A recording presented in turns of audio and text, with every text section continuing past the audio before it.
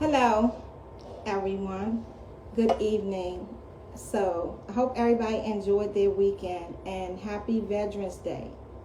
I have family members who have served in the Marines, and I have two young cousins. They went to the Army. As soon as they graduated from high school in the last 2 to 3 years, they are now in the Army and they're doing very well. So, more blessings to them, and I'm glad that the family members that I did have, they made it out, they made it safe, and just proud of them that they went through that. I really don't know too much about the Marines and the service and anything, but I do know that it's a good thing. It's a good thing. And it's a very good blessing when you go to whatever country you go to or whatever they do and they make it back home to their family and friends safe. So I was coming on tonight to invite everybody to Princess Astoria Real 100. Tonight I will be on my YouTube channel at 8 p.m. Come on over, check it out, tune in, like and subscribe. I will be speaking on a different topic. I'm going to try to multitask and do maybe 2 or 3 topics, but I have a main topic I want to speak on, and then something that was going on the internet this week. I know a lot of people are upset that the orange face won the presidential candidacy, but I knew he was going to win because I just feel like he's more in tune than Kamala, or whatever, how you ever say her name, than she is. She just jumped out there, and for a woman to jump out there and try to be in a position like that, that was very big of her. That was very, very big of her. But I don't think they will ever let a woman run this world. I think Michelle Obama is the only woman that may have a great chance of doing it. And people were speaking about her. I think her situation was, when you're with a man and it's in the position Obama was in, you have to lead. You have to lead some type of way. And our skin as women, black women, we are very strong and we can lead. So I think that's where she came in, because people was like, well, she, you see more of her. She was doing this and doing that. She did an excellent job to be in that White House. A woman of color. So, things are happening in this world. People have no idea. Like, we really don't know what's going to happen for the next 4 years, but we got orange face. Hey boo, hey Stace. We got orange face. So you just have to make the best out of your life or what you want to do. You have a lot. We have a lot, because I have it. You have a lot of negativity. You have to block it. You have to. You have to block it. People, especially in DC, like, this is beyond belief to me, because y'all know I always go back to my old ways. Like, I'm not used to this. I'm just not. But I'm learning to deal with it, and I'm learning to block people out. You know what I'm saying? Because the ignorancy of others does not faze me. It does not become me. It does not tear me down. It does not break me. And it most definitely stops nothing for me. We've been struggling as a race, and we've done even greater things. Exactly, Stace. Most definitely. So it's not going to hurt us. People be getting all up, and I went to vote, but I wasn't all anxious to do it. But I did it because you have to remember, I'm a felon. And they say our votes don't count. So I feel as though that my vote count, whether or not, and we're still fighting for that, for felons' votes to count. You know what I'm saying? To me, really, it makes no difference, because those people are going to do what they're going to do. So, there was some talking about the ballots, that the ballots were screwed up and, they cheated. This happens every year. It's nothing new. It's nothing new. They cheat us out of our life. You know, I think about some people made me remember him. I know the Southwest people do. Tyrone. Cream Puff was my best friend for many years. What they say, shit, we got president with a few monies on his movies, monies. What you say? Oh, felonies. Yeah, we got a president with quite a few felonies. I heard that too. So, you know, back in the day, I used to hang with Cream Puff, Tyrone. And I would always, me and Tyrone would get into it about certain things. And he would always say, bitch, I want to go get my 40 acres and my mule. So they haven't given us that yet. And they don't plan to. So it's called survive. And that's what we must do. We've been doing it the whole time. So whoever they put in that seat, it's going to always be the same. It's going to always be the same. See, they get up there, they talk. I'm going to change this. This going to happen. I'm going to change that. They fall right in line. They may give us a little something. They might change a little something. But initially, if you pay attention, they fall right in line. Oh, facts, baby. Preach. They fall right in line. You know what I'm saying? It's just, sometimes you got to think talk is cheap. And you got to really listen to a person. That's even in dealing with people in your vicinity or people that you deal with. If you can't walk the walk, then shut up. Literally, just shut up. You have to realize what people are. Some people are not what they put out. Some people are not what they talk about. And that goes for the president candidacy. Same thing. Same exact thing. It's no different. So however you was eating, continue. Now they did do one thing. He took food stamps from those Spanish people. So that he is really deficit on. I have a cousin in Brooklyn. She said, hey, Angie B. Brown. Hey, baby girl. Hey, queen. Sis. I have a cousin. She's in Brooklyn. She videoed it to me.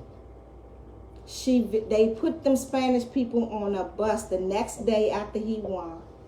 They had no food stamps. So they was taking them to a center where they, what's up? Dad, look at my homie Mo to go. Where you been?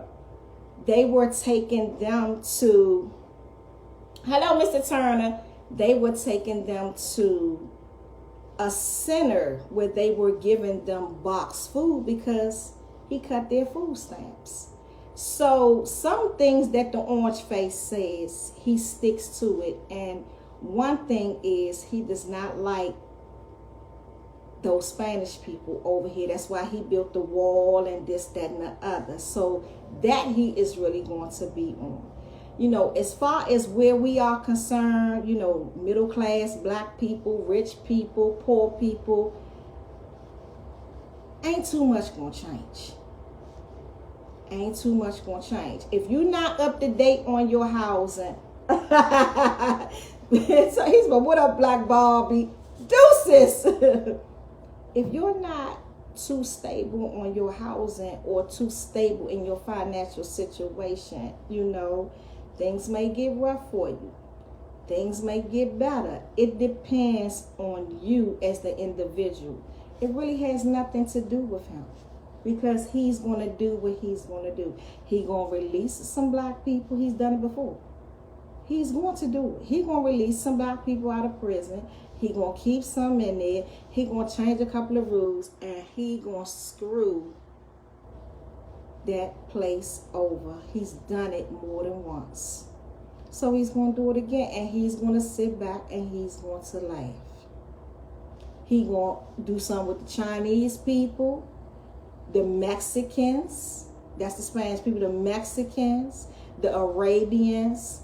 All the foreigners at this point need to be worried about being in America. We are Americans. In that situation, we're safe. And really, that's all that matters. So if you're not able to maintain what you already had or what you believe you're going to get, then basically that's on you. It's on you. So, y'all come on over to my channel tonight, Princess Astocia Real 100. And I would like to thank my subscribers. I did make it to 1,000 subscribers, so that's good. So it's going good, and I know it's going to get up. I gotta stay focused, and I am. All the fuckery and everything else, that shit back there. I ain't chatting it up, chopping it up no more.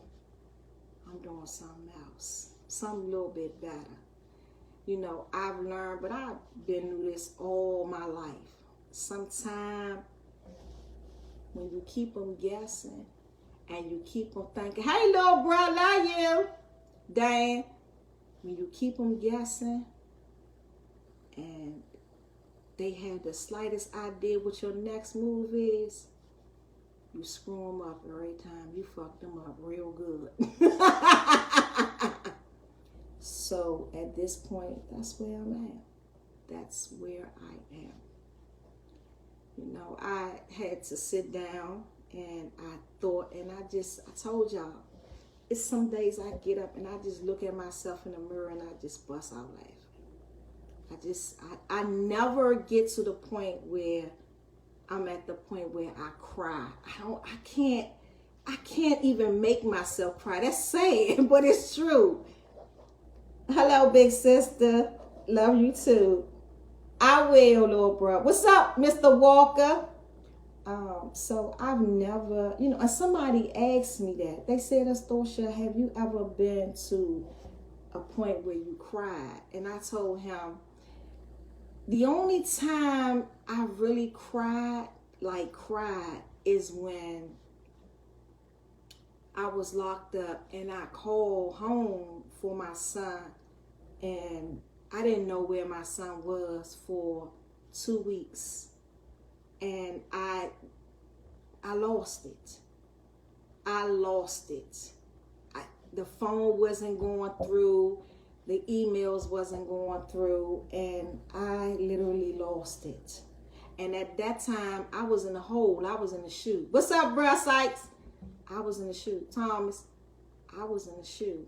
So, and that was back in, 2008, 9. I haven't cried. I don't get to the point where it will, anything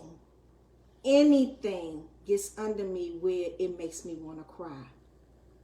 And I'm not saying like I'm some old superwoman type broad, but I don't cry. I don't even think I know how to really cry, but that time I cried. But initially my son was okay. His phone was off and he had to wait. He was working a job and he didn't have time.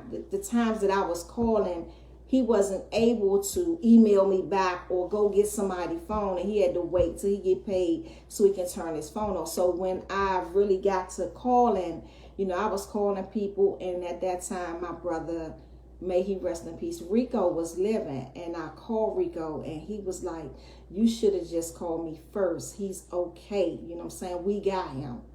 So, but I cried like for 2.5 days, and I just was like, you know, Allah, I'm in here. I did this to me and my son, and please let my son be okay. You know, when you in prison, man, you got to have prayer. That shit ain't no walk in the park. You have to have prayer. You have to be strong in there. So nobody's seen me crying, but I had a good Muslim sister, and she knew me so well. She could tell that something was off. So we went to the mosque, and she was like, you need to talk to me. And I told her, and she took me. You know, you have some people that's in prison, they have a lot of rank to get to certain places and do certain things. And she was like, we going to the lieutenant's office, and we're going to get the lieutenant to allow you to get a personal call. That's your child. I never knew that we could do that. But I never ever did it again because I didn't have to. But she did, and he made the outside call, and that's how I ended up calling my brother. I was like, well, let me check this now, because he was like, I'm gonna give you 3 times, and if you get no answer 3, it's nothing else I can do, Gilmore. And I was like, okay. And she was down there with me, and she was like, Gilmore, please get 3 people in your head that you're not gonna answer the phone. So I did, and the first call I made was to my brother Rico, and he was like, he's okay, I got him. You know, it's nothing gonna happen to him. What's up, Lord, sis Karen? What's up, big bruh? Mr. Big Nut Productions, y'all. Make sure y'all buy my brother t-shirts. So, you know, I never cried. Do I get mad? I got mad one time, and I was driving one of my cars, and I was going. He talking about something. He been MIA, Mo. And I was driving on. What's up, Bryce? I was driving on 295, and I was so mad. I was swerving, and I had to catch myself, and I had to pull over and get out the car. I had to pull over and really get out the car. When I got out, I just started screaming because I was just that mad, you know what I'm saying? But as far as me like literally breaking down, and I've seen women, young girls, old women, middle-aged women, women in their 70s, 80s, 50s, 60s, 40s, 30s, 20s. They literally be out their minds, man. Crying and screaming and hollering and like breaking down. Like I've seen bras actually go to the fact where they get so stressed out and depressed, they losing their hair, they losing weight, their color changing, like all type of shit. And I be like, not over here. Not over here. You know, I've never been ashamed. Like when I first came home, I had $265 to my name, and that was on my commissary. So when you're released from prison, they give you what's in your account. They get that to you on a card. That's all I had to my name when I got to the halfway house. Just imagine all the hustling I had did when I was on the street, just blah, blah, blah, blah. And I said, I think I told y'all about how I had to go to court and get them to release the money that I had when I was on the street, because they was trying to say that was street money that I had got from credit cards and checks, but it really wasn't. So I went through that process, but literally that's all I had. So yeah, my brothers, my mother, my uncles, nieces, nephews, everybody gave me money, but those 30 days that I was in the halfway, and I had a 24-hour to 36-hour blackout. I couldn't come out the halfway house. I couldn't call. I couldn't do nothing. That's all the money I had to my name. And I think I said this before, and I'm going to always give her recognition, and I'm going to always pull her up. I was walking. See, people talk about she be on the bus. When I first came home from prison, I didn't care about car, bus, or not. I got on the bus, and I went where I had to go, because you had to be back in the halfway house at a certain time. I was walking down Benning Road. What's up, sis Carolyn? Love you. I was walking down Benning Road, and sis Anise, she's on Facebook, Anise. She was driving, and she seen me. She was over in the other lane. She was like, mind y'all, I ain't want nobody to see me when I first came home. But for some forsaken reason, people was looking me up online. People knew I was coming home, and my BFF, Cricket was like, I was waiting. He knew I was coming home. But that was cool for him. That's my BFF. But haters, they were like, people knew that I was home. So I didn't really want to see nobody. So at this time, Gooch had halftime. So I went in there. He was happy to see me. He was like, we got a call from them people, and they said you was home, and we was looking for you. So, you know, once I got home and people started knowing I was home, I started getting money, yeah, but literally, that's all I had. So when Sis Arnie seen me walking down the street, she called me and she was like, hold up, you want to ride? You walking? And I'm looking at her because it was so, what's up, honey eyes? Love you, sis. It was so genuine from her. It wasn't like, yeah, that bitch home, there she go, none of that, right?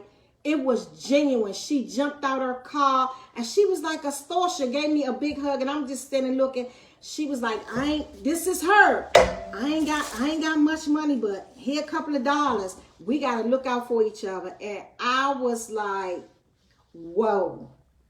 And I will always respect her, but I always respect her and love her, you know, basically, but just that moment, you know what I'm saying? Just that moment. So you was roughneck when you got out, huh? Shut up, Mo. So, you know, when you find people, or, you know, you have genuine people in the streets that really, I know I have genuine people that really love me and fuck with me. I know that. It's not somebody got to me. I know that. You know, some people, when I'm jumping online, they're surprised, but they know how I am, you know, literally, basically. But at the end of the day, like, I had to make my way. And in my head, I was ready to hustle. I was like, I only got 200 something. How I'm gonna do this? You know what I'm saying? My son, like, but then I was in the halfway house one day and I made a call to somebody and they was like, we can put you down if you want to get down. I had to really sit back and think. I was like, I just did 9.5 years. Do I really want to do this? So instead of that, somebody had came to the halfway house to bring me something. And they were like, you gonna be good? And I was like, I'm gonna be good. So, you know, then my brother gave me a car. And that was a blessing. I didn't have to walk no more, because he was like, you walking the Cano bus? And I was like, pretty much. So, you know, that was a blessing. So, but I'm telling y'all, my first 6 months in the halfway house, and I can really say I was ready to go back to the streets. I was, because I felt some type of way. These people got my money hemmed up because they want to say what they want to say. You know, how I'm supposed to, you know, and DC had changed. Mind you, when I went to prison, I didn't have a cell phone. When I went to prison, it was still pages and beepers. So my son had to show me how to, what's up, Tanya, to use a cell phone. So he bought me a cell phone to the halfway house, and I'm looking at it like, then in the halfway house, we had to have certain cell phones. You couldn't have the one with the camera, so we had to get the flip one, or the one that just didn't have no camera on it. So I'm like, what is this? So he was like, Mom, I turned it on. This how you gotta do it. You gotta go this. And I'm in there looking. So what's up, bro, Chris? I'm in there. I'm like, what in the world am I going to do? So there's other girls in the half house. Now, mind you, I caught the Greyhound from Alabama. I was in FCI, Alabama when I got released. So I caught the Greyhound from Alabama to DC. So it was females on the Greyhound that had cell phones and tablets, and I'm looking at them. I'm looking strange, and I'm on the Greyhound with my jail grays on. So they knew that I was coming from prison, you know what I'm saying? So I sat beside a girl and I asked her, I was like, what's that? She had the tablet, and she had the tablet where it flipped up, and she had it sitting on the thing, you know, like the little tray thing on the Greyhound. And I'm looking, I'm fascinated because I don't know what it is. So she looked at me, she was like, a tablet. So I had to tell her, I said, I'm not trying to be disrespectful. This technology has changed for me. Is that something that you buy and you take? So she pulled it up for me on her phone. She had an iPhone. I ain't know nothing about no iPhone. All I know is they had cell phones. I ain't know the difference between an iPhone, an Android, nothing. So she told me, she said, you can get this, if you go through Xfinity. Now, I did know about Xfinity. They've been around for years, because I'm pretty sure some of y'all, when I was on the street, I never paid for cable. I never paid for cable. I always had somebody that had a setup where they came and I gave them $100, $150, and my son had cable. We had what they call they call it the bootleg cable. I always had bootleg cable. So when she told me, she was like, you can get this through Xfinity. And I'm like, Xfinity, that's the cable company, She was like, they got tablets and you got the bundle. But literally speaking, I ain't know nothing about that. So one day I'm taking, after my brother, what's up, sis? What's up, y'all? Gave me the car. I'm taking my son to his job. So somebody was calling me and I'm driving. I don't even hear the phone. So my son was like, Mom, your phone is ringing. And I'm looking, I'm like, my phone ringing. You have house phones in your house phone ring. So he was like, Mom, you gotta get used to that. You got a cell phone. Put your cell phone up here so you can listen to it. So after I'm looking at it and I'm listening, you know what I'm saying? I'm trying to get the hang of it. So I really, as you can see now, I'm very familiar. But initially, I had no clue. And that's is what I be telling a lot of the brothers that be locked up, and some of the sisters too, when they come home. After doing 30 and 40 years, you're totally lost. I'm telling you, you're totally lost. And sometimes I felt some type of way, like going around my family and stuff, and they had certain stuff, and I had to ask them, like, what's that? Or, how you get that or whatever. But y'all know I ain't got no shame in my game, so I really wasn't embarrassed, but some areas I felt out of place. Even when I went to, like, the Hadwell House would send us up to UDC for little programs to see if we could get jobs and stuff. And the people that was in there, you know what I'm saying, they was looking, even to fact, like the dress code. Like, y'all know I can dress. I used to dress, still do. But when I'm seeing young females, they got the bra tube tops on it. What's up, Mr. Jackson? Tube tops on it. It was just a whole different style. And I'm like, this is weird. But, initially things started falling in place for me. But for real, it was something for me to just have that $200 something on my account. I wasn't used to that. So I did have a flashback, like, I'm going to have to go and hustle up, give me about 7,000, 8,000, maybe 10, 12, something, and get back to at least where I was, and then I can retract myself. But after I thought about it, and the judge I had, he didn't like women. He was LGBTQ too. And I told him, well, you ain't never got to worry about me coming back in here. I had to really think. But did it flash in my mind? Most definitely. And it's nothing for me to get a credit card or a check. It's nothing. It's nothing, because those are my traits. I know how to do it. But I had to make a decision, like, is this really worth it? Then I went to my brother's call out one day, and he saw it all over my face. He was like, I'm going to tell you right now, because I was watching something on my phone. And I didn't even know he was paying attention. I was watching something on my phone, because, now they got all this stuff. They tell you how you can make a credit card, you can make a check or whatever, but it was saying they get IDs. And I was watching it. And he looked at me and was like, Black, I swear, if you do it, I will never speak to you again.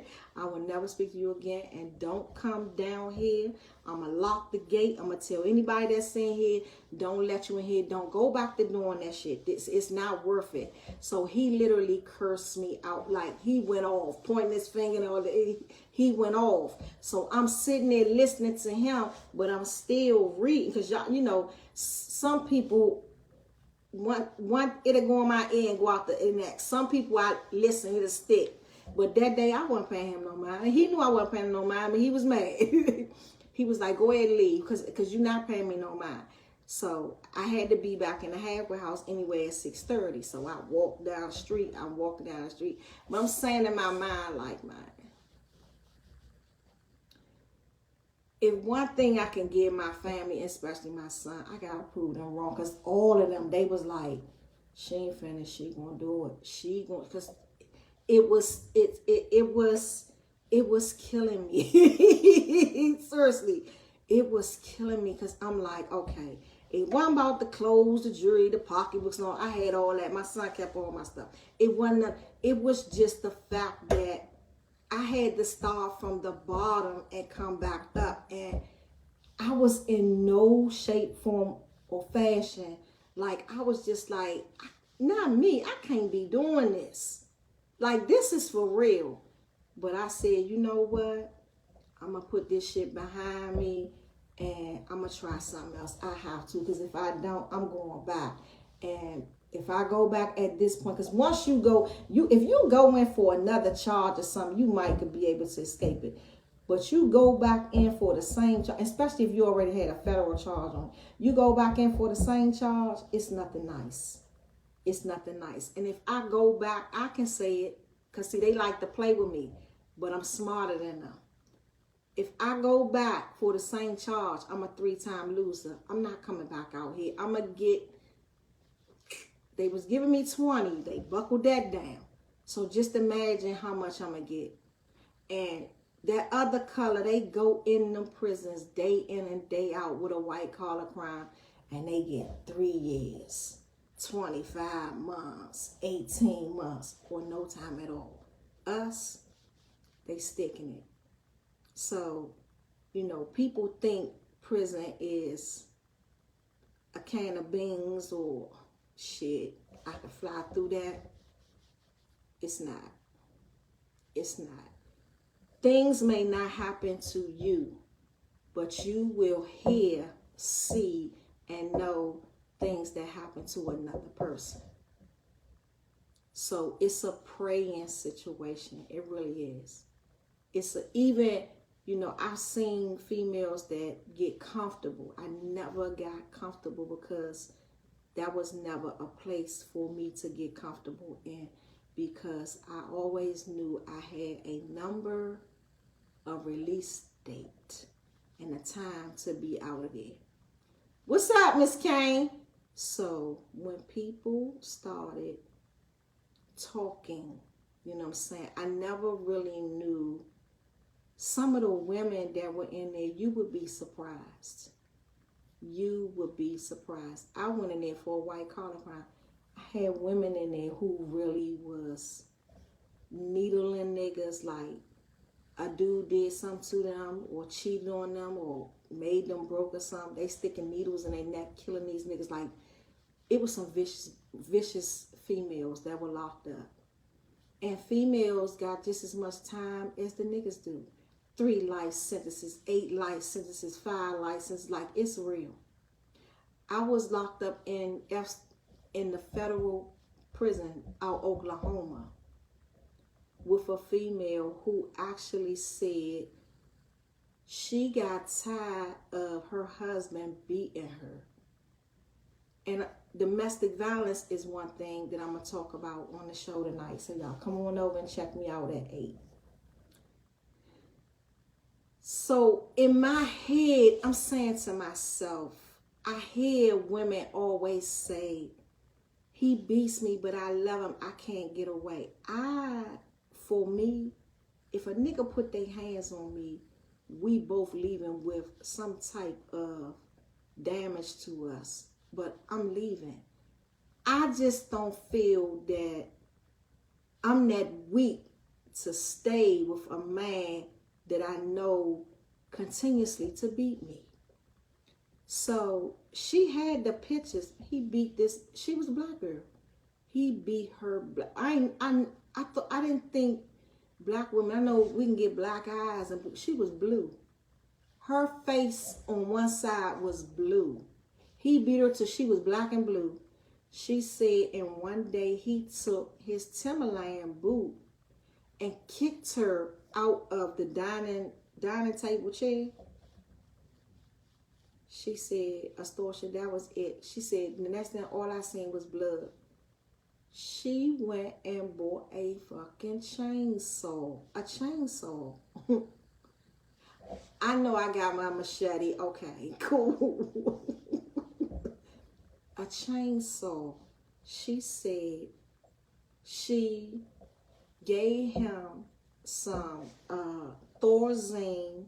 It was a Thorazine pill, a Zoloft pill, and a sleeping pill. She crunched them up and put them in his liquor.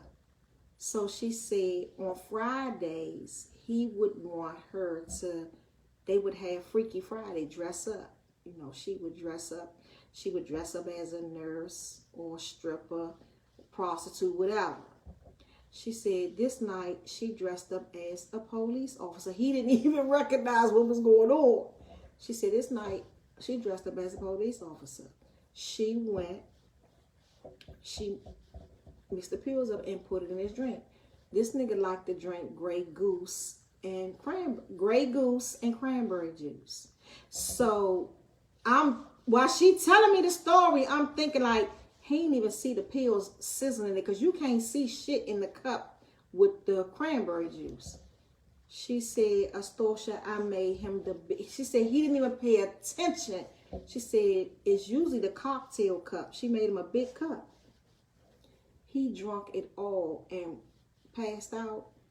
She said she carved his ass up like a turkey. And all I'm thinking is, you literally carve somebody's body up. You know how much blood that is and bones that you... She said she blanked out. All she could see is him beating her and kicking her. And I really believe her. I really believe that. She blanked out. That's all. Why she was so angry and whatever was going on with her, that's all she could feel was the pain that he gave her. She said she left him in the house. Body parts everywhere. I was like, but in my mind, I'm saying to myself, this bitch is crazy. She loco for real. She said she left him in the house, blood everywhere. She said she got in her car. She was from Louisiana. She drove from Louisiana to another county. Got a hotel. I said, you drove in the car with the blood on? She said blood was in my hair. She had the pictures, because when the police picked her up, they took pictures of her. She said she went to another town, and she went, and the next day her driver's license needed to be renewed. She went and got her driver's license. She told the people to turn her name back to her original name. She didn't want her married name no more. And I didn't know you could do that. I thought you had to go to court, you know, to get your name back or whatever. But whatever she did, she did. But she wasn't lying. She had the paperwork. She said, and for a whole month and a half, she went on about her life. She went and got a job working at a dining place, serving food. I said, so you what? She said, Astoria, I blanked him out. It's like I just lived a whole nother life for a month and a half. She said she was living in a hotel for a month and a half. She came to work one day, and the federal marshals was sitting there waiting for her. She said, I didn't even see them. I walked in. She said, but the girl that worked there, she ran in the back and she told her, she said, it's some police out there and they got a warrant for you. She said, I was trying to call you. I wish I was trying to get it so you couldn't come here. But you came walking up in here and they already seen you. She said she told her, thank you. She said, Astoria, what they didn't know is the bathroom had two doors. The one you can go in from a restaurant and the one you go out of. She said she went in the bathroom and went out the door. Got in her car. They didn't even know she was gone. Went on to another city. They was looking for her for 3 years. She went to a gas station. Her and the gas attendant they had bulletins out for her face and everything. They was looking for her. She went to the gas station. Who is that? Hey, Barbara Dawn Jackson. Hey, sis. She went to a gas station and she went to use her credit card, and the gas attendant told her that her credit card was declined. She said she knew she had money on the credit card. But see, this is how dirty the feds is. They cut all her credit cards and shit off so they could track her. She said, extortion, me not even thinking. I'm in the gas station cussing the gas attendant out, banging on the window. She said, I had soda bottles in the car, I'm throwing soda bottles at the window like, you better give me my motherfucking gas, you motherfucker. I know I got money. And the people in the gas station, you know, customers, they looking. She said, girl, the next thing when I looked up, they came. I told her I could imagine that. She said, they came from everywhere. She said, but in reality, I was tired. I was tired of running and being other people or cutting my hair. She changed her hair color like every damn week. She said she was going to CVS, still in hair color, changing her hair color and stuff, putting on shades and shit. She said, I really was tired. I was tired because I couldn't live a normal life. And I told her, I said, this shit sound like a movie. So initially to say to y'all, like, and she was a beautiful person, like her soul, like if somebody didn't have something in our unit, she would give it to them. And she had bread, like her parents and them had money. She was such a good person, like I couldn't believe it. She said this motherfucker came in the house one day and broke her finger, like literally grabbed her by one of her fingers and broke her finger and was like, bitch, you belong to me. You ain't going nowhere. And I'm looking like, and I asked her, I said, why did you stay?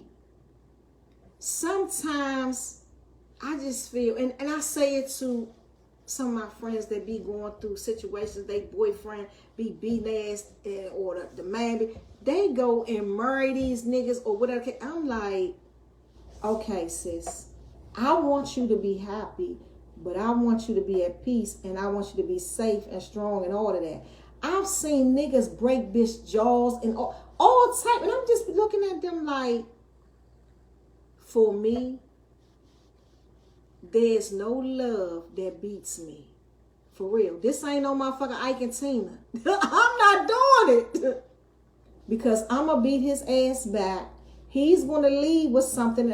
But I am leaving. You know, I just feel like some women, you know, I'm not going to say they weak because I really don't know.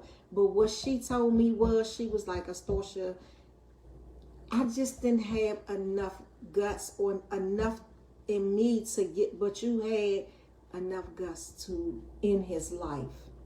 That says a lot to me. And I told her that. She said, you're right. She said, because I got to the point where I wanted him to feel what he had. She was with this nigga for 14 years.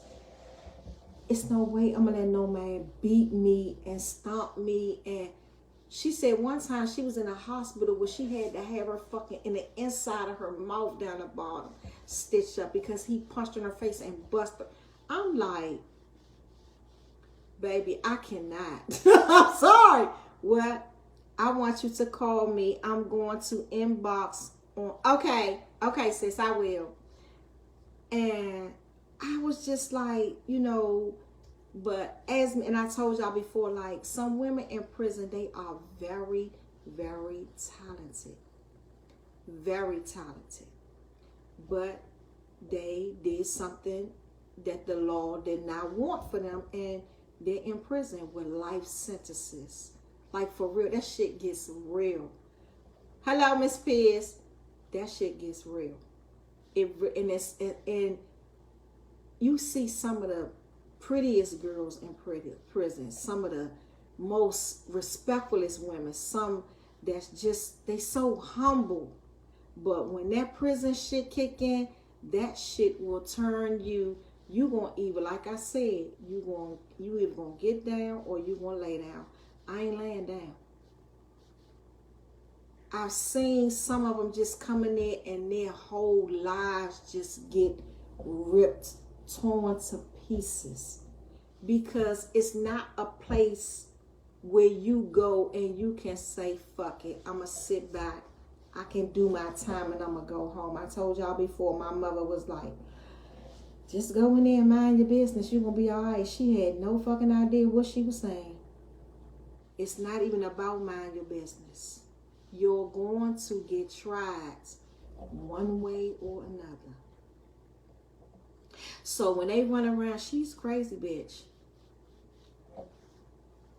I'll take that. Because it's some days, I said, it's some people I want to just take.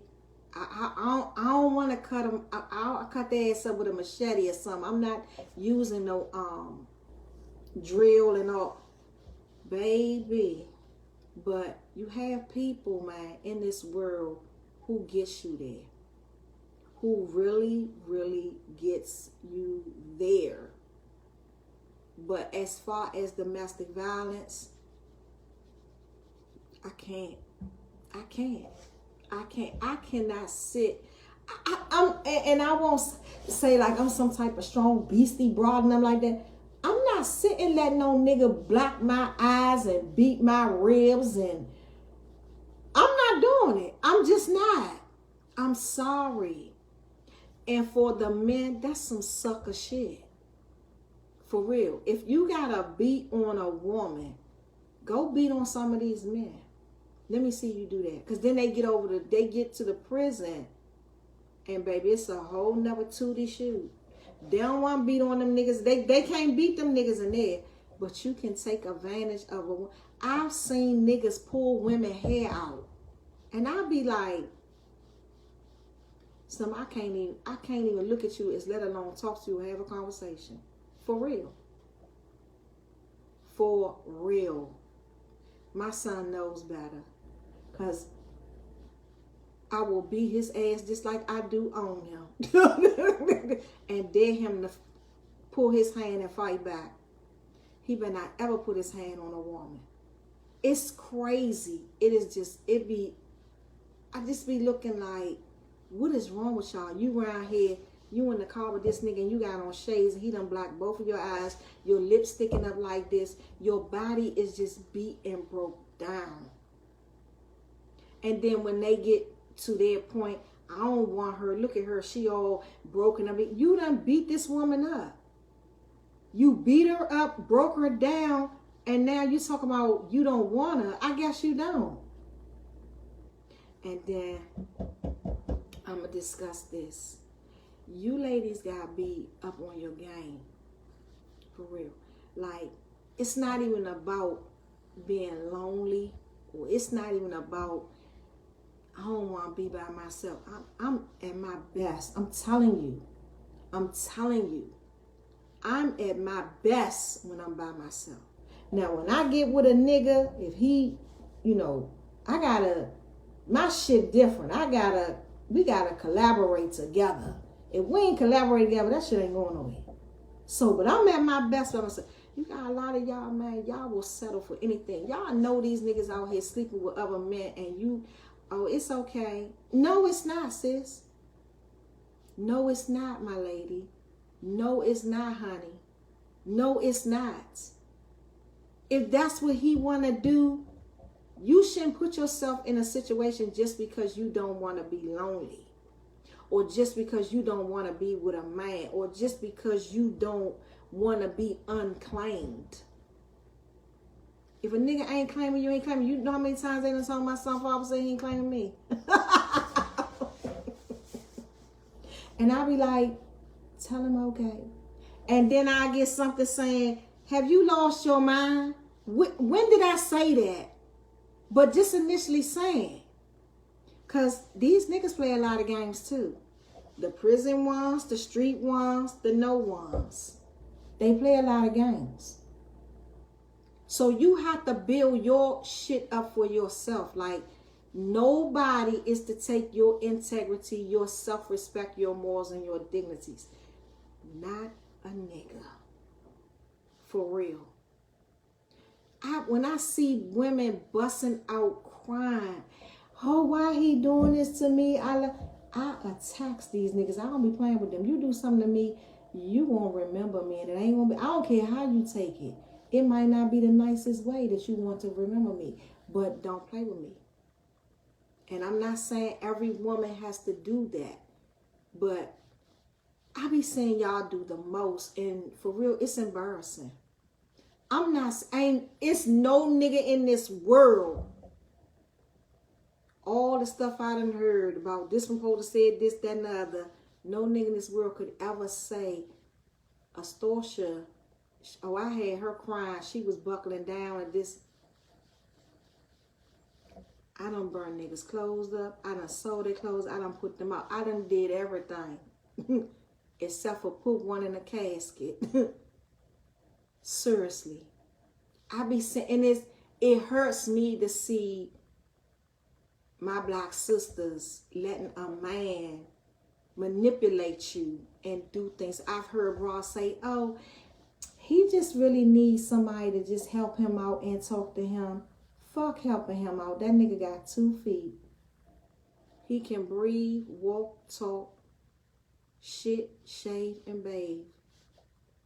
So you just using that as an excuse because you want to be with him or be known. Let's just be real about it. Let's not take the step to lie and say, he needs somebody. No, he don't. I'm not babying no nigga up. I raised a man. So do you think I want to have a man, I want to be in a relationship with a man that can't stand on his own? Every time I turn around, he need me to help him do something. Where does that become a man's position? Then y'all make these niggas too comfortable. He don't got work. He looking for a job. His ass better go get 2 sticks and scrape them together and make a fireplace and do something. I don't give a damn if he go to Dollar Tree and get a job. You got to do something. Y'all make these niggas comfortable. Then you got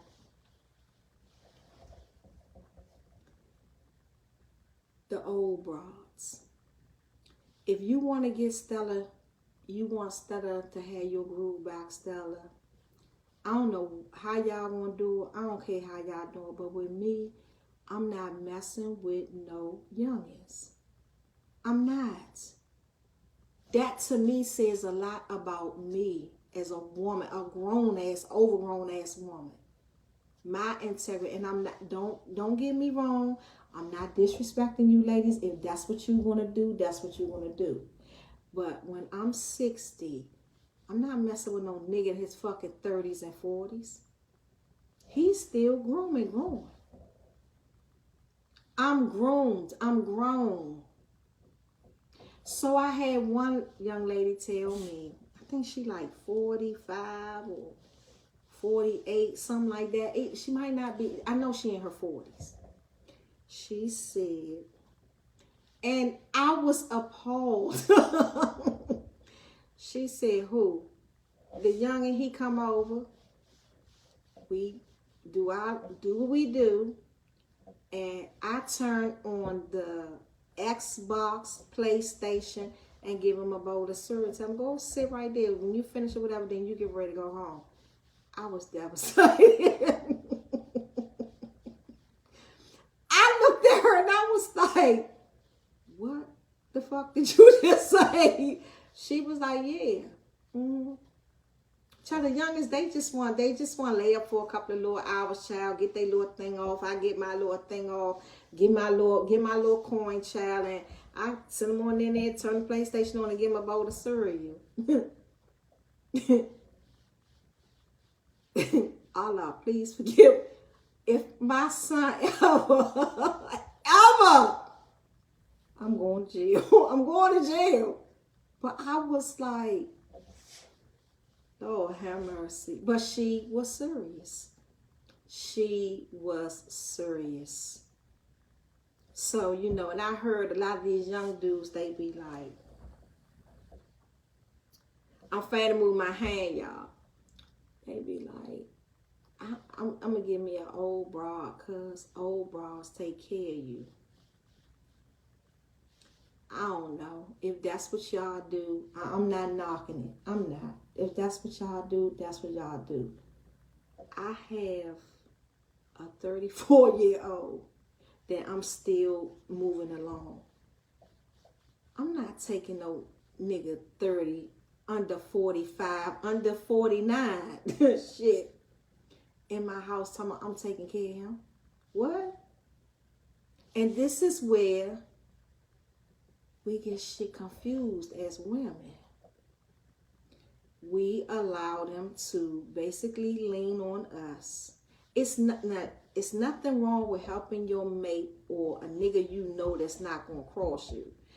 We're helping them out with this, that, and that, because I've done it. I had one, he was real respectful of it. And when he got on his feet, I didn't even ask him for nothing. He turned around and he made sure I was good. I've had one motherfucker, I wouldn't help him if the fucking bridge fell. I hope the bitch fall on him. Seriously. So, you know, it's a mix and a match. You just got to know which way you want to go.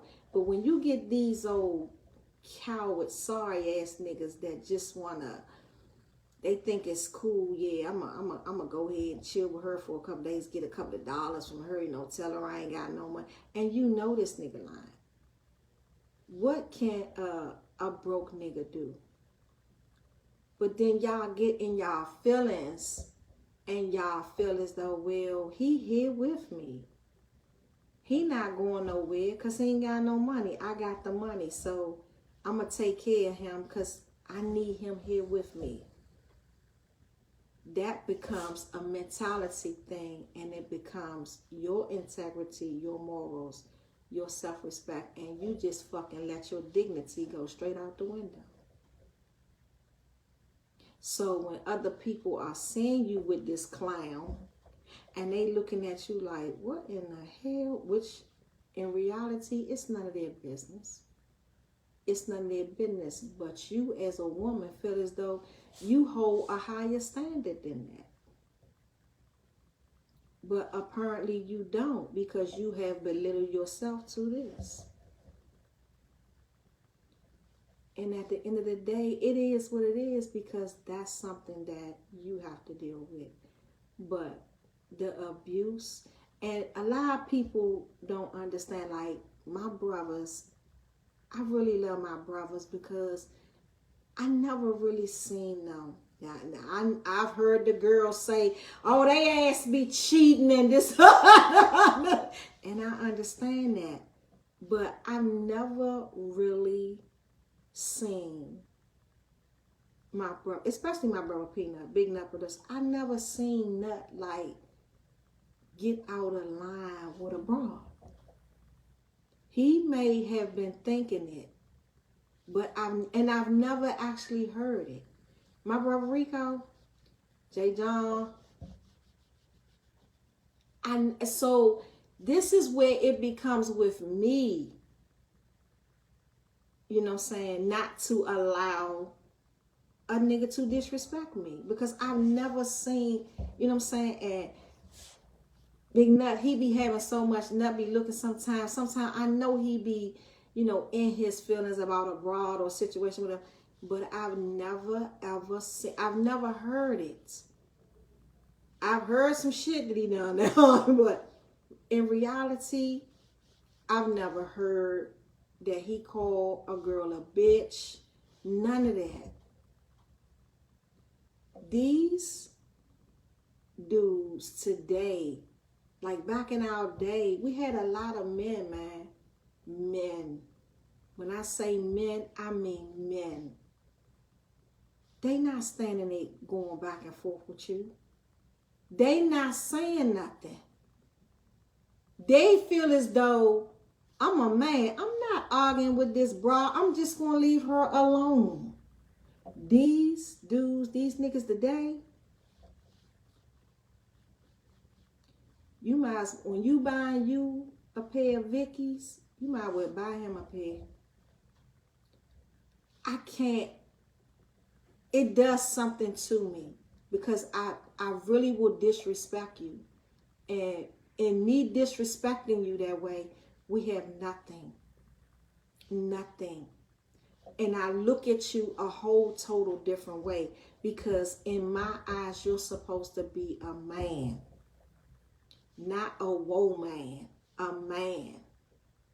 So when I'm saying, you riding down the street, y'all know y'all done heard it. Riding down the street, a nigga riding in the car beside you, he cussing this girl out, man. And a lot of men, they have issues and low self-esteem with themselves.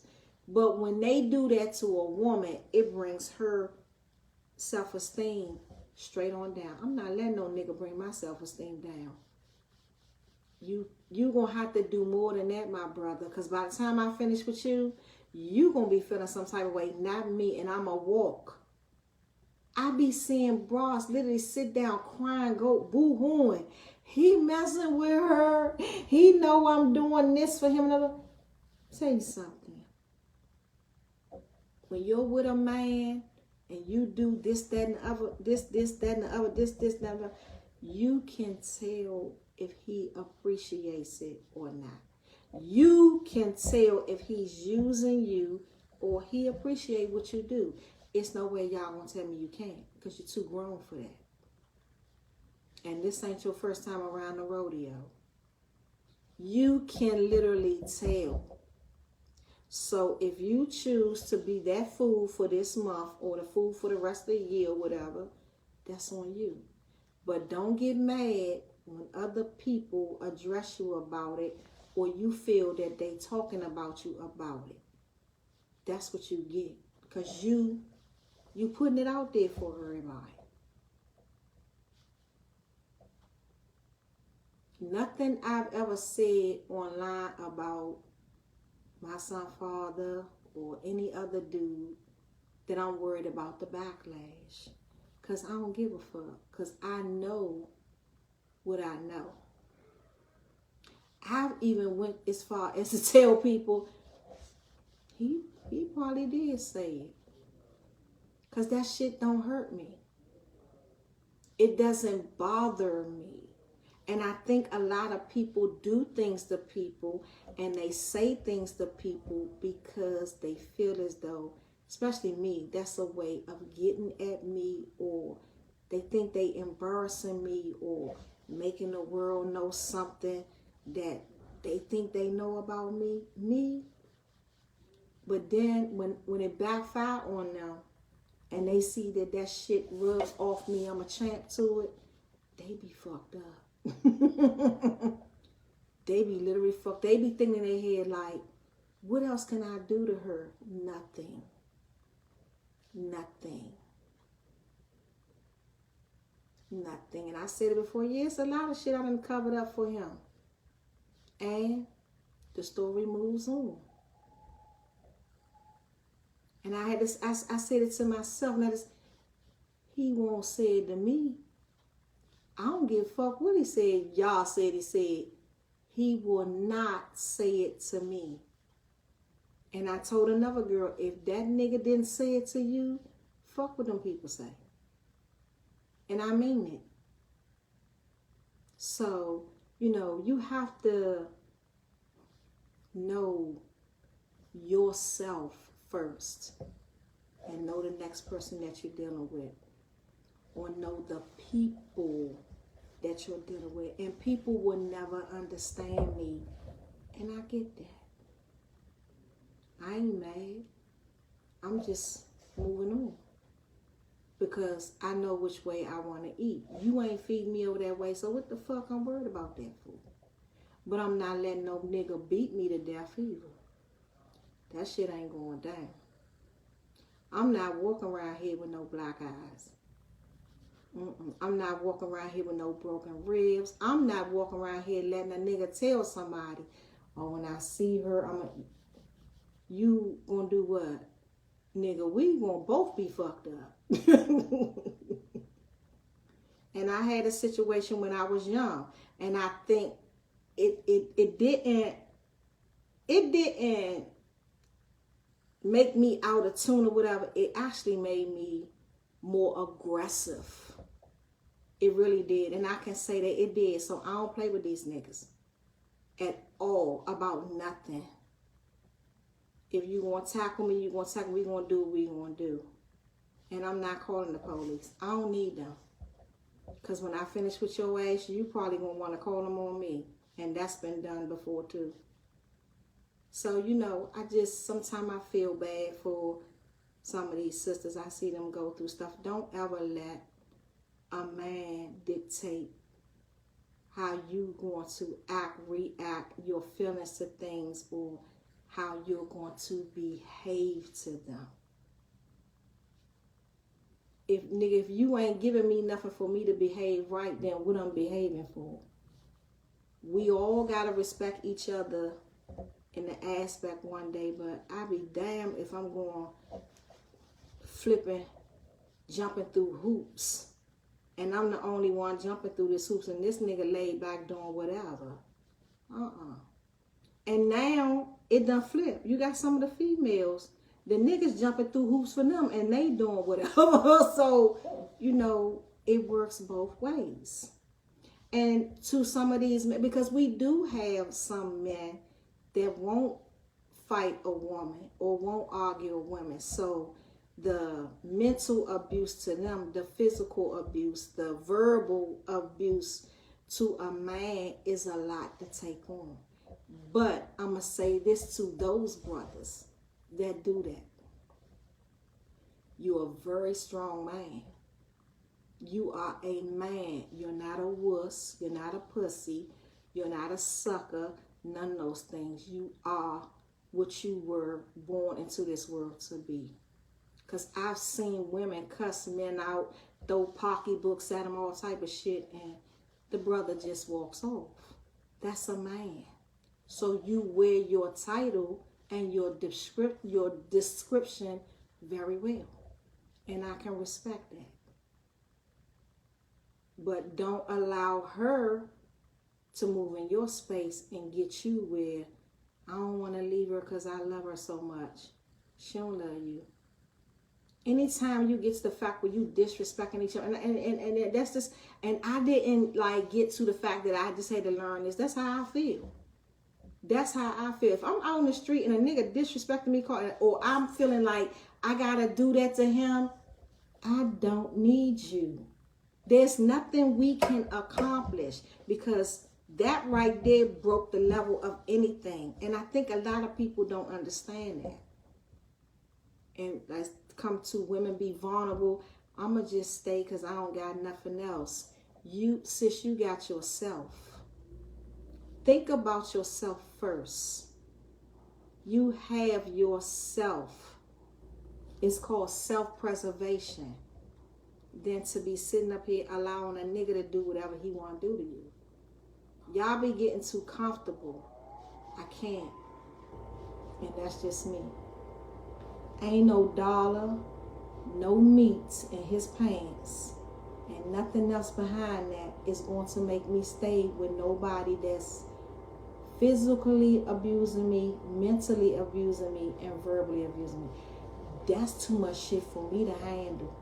And I'm not letting nobody do that to me. I got enough of this fake ass street shit I got to deal with.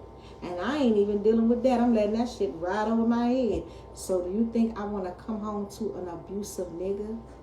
Or a nigga always on my phone, bitch, you this and this, that, and the other?